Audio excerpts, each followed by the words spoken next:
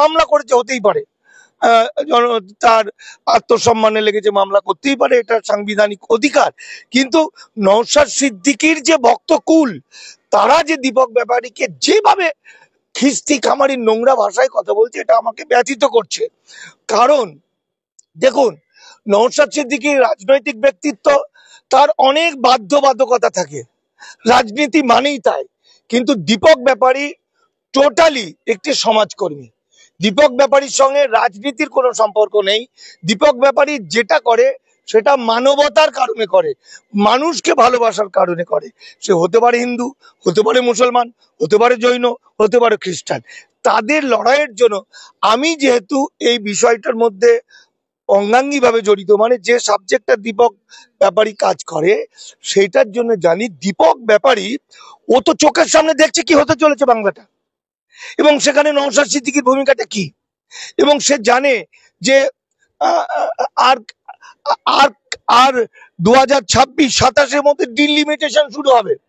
সেখানে দেখা যাচ্ছে যে বাংলার 4 কোটি মানুষ, 7.5 কোটি থেকে 4 কোটি মানুষ যদি ভোটাধিকার না থাকে, তাহলে 3.5 কোটি মানুষ, 3.5 কোটি মানুষ, তার মানে তার বার্গেনিং পাওয়ার কমে যাচ্ছে। মানে পশ্চিমবঙ্গটা জাস্ট লাইক এ মিজোরাম বা মণিপুরের মতো একটা ছোট্ট জায়গা হতে চলেছে, ডিলিমিটেশন হতে চলেছে, তার সমস্ত প্রস্তুত। এবং সেখানে পশ্চিমবঙ্গের প্রায় 4.5 কোটি প্লাস মানুষ ইল্লিগাল মাইগ্রেন্ট, মানে কৃতদাস হতে চলেছে, লাল কার্ড দেওয়া থাকবে। এই যে টোটাল ব্যাপারটা, এই ব্যাপারটা বাংলা এবং বাঙালি জাতির উপর একটা সাংঘাতিক থ্রেট এবং সাংঘাতিক ভয়ঙ্কর ঘটনা।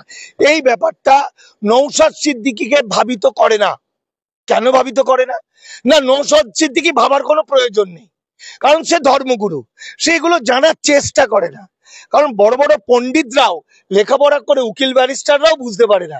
কিন্তু দীপক ব্যাপারী চোখের সামনে দেখছে, যেহেতু সে দামাল বাংলার নেতা এবং সে দলিত আদিবাসী মাইনরিটি মানুষের যে মুক্তি, বাংলাকে বাঁচানো, বাঙালিকে বাঁচানোর জন্য ও চোখে দেখতে পাচ্ছে যে কি হতে চলেছে আগামী দিনটা।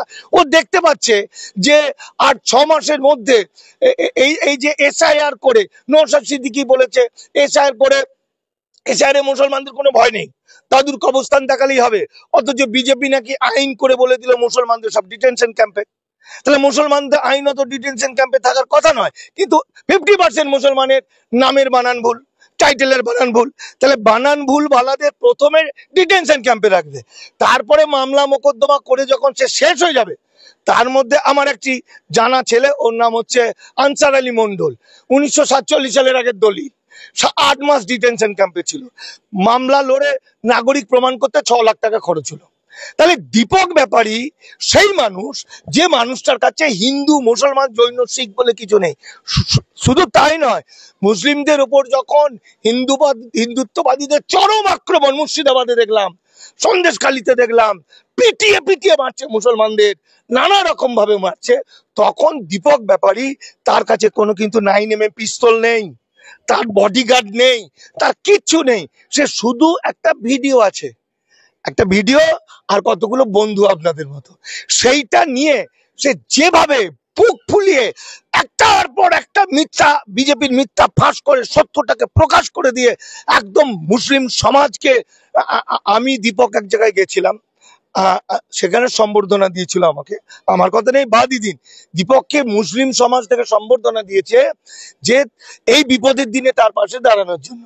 এক্ষেত্রে নওশাদ সিদ্দিকীর ভাবনা আর দীপকের ভাবনা দুটো মিলছে না। ফলে আপনাদের মতো বন্ধুদের উচিত নওশাদকে ফিরিয়ে আনা। নওশাদ ব্যক্তি জীবনে মানুষ হিসাবে খুব ভালো, কিন্তু নওশাদ এটা জানে না কাউকে আক্রমণ করতে গিয়ে মুখ দিয়ে দুর্গন্ধ বেরিয়ে যাওয়া, নোংরা নোংরা কথা। নোংরা কথা কেন? সে বলছে যে আমি বাড়িতে 1 কোটি টাকার কাঠ জ্বালাই, জ্বালানি কাঠ চালায়, মানে 30 কোটি 40 কোটিটা কোটি কোনো টাকাই নয়, মানে এই টাকাটা টাকাই নয়, এই টাকাটা। তাহলেই পরের প্রশ্নটা থাকে, তাহলে তুমি ট্যাক্স দাও। তাহলে তুমি এই 30 কোটি 40 কোটি টাকাটা টাকা নয়, 1 কোটি টাকার কোন টাকা দিচ্ছ? Black money. তাহলে তুমি, তোমার কাছে ইনকাম ট্যাক্স আসার কথা। ফলে যত বেশি কথা বলবে নওশাদ, মামলা করেছে, মামলায় দীপক ব্যাপারী যা বোঝার বুঝে নেবে। এবং আলটিমেটলি যেটাও নওশাদ করেছে সেটা আমার মনে হয় আমাদের কারো পক্ষে ভালো নয়।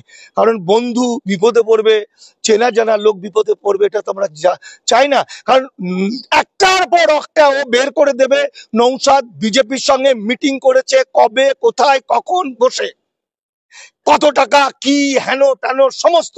এবং এর আগে আমি মানিক ফকির বলছি, আমাদের দামাল বাংলার অন্যতম নেতা, আমার সবচেয়ে প্রিয় এবং কাছের ছেলে দীপক একাধিকবার আমাকে বলেছে, আমি জিজ্ঞাসা করেছি নৌসাদের ওই ডকুমেন্টটা ওইটা, বলছে আমি আমি বলছি 6 মাস 1 বছর আগে, না এগুলো আমরা বলবো না, এগুলো বলবো না। নৌসাদ করছে, ও আমাকে বলেছিল নৌসাদের বিরুদ্ধে আমরা কোনো কথা বলবো না।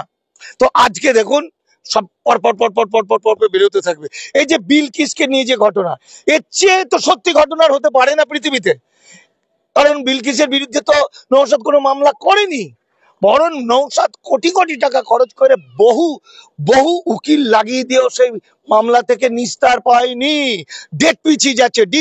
এটা কে করেছিল? দীপক ব্যাপারী করেছিল প্রথম। কারণ দীপক সত্যের পক্ষে। যেদিন সে রাজনীতিতে ঢুকবে হয়তো তারপর থেকে মানুষ অনুযায়ী করবে ভোটের জন্য।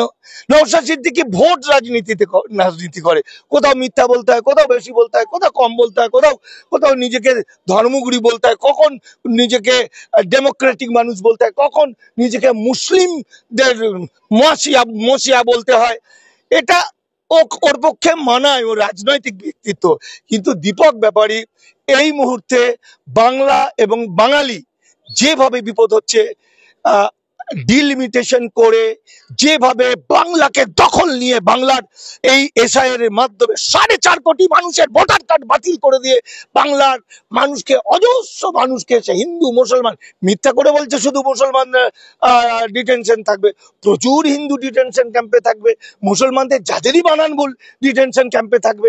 এই যে ভয়াবহ আক্রমণ চলছে হিন্দুত্ববাদী কর্পোরেট পুঁজি মারোয়ারি গুজরাটিরা বাংলাকে দখল করছে, এর মধ্যে সবচেয়ে বুক ফুলে যদি কেউ এটার বিরুদ্ধে প্রতিবাদ করে সেটা দীপক ব্যাপারী। হতে পারে সে অর্থবান নয়, হতে পারে নওশাদ সিদ্দিকীর বাড়িতে উনুন জ্বালাতে নাকি কাঠের জন্য জ্বালানি দিতে 1 কোটি টাকা খরচ হয়, দীপকের সারা বছরে হয়তো ওই গ্যাস কিনতে হয়তো সারা বছরে 12,000 টাকা 6,000 টাকা হতে পারে।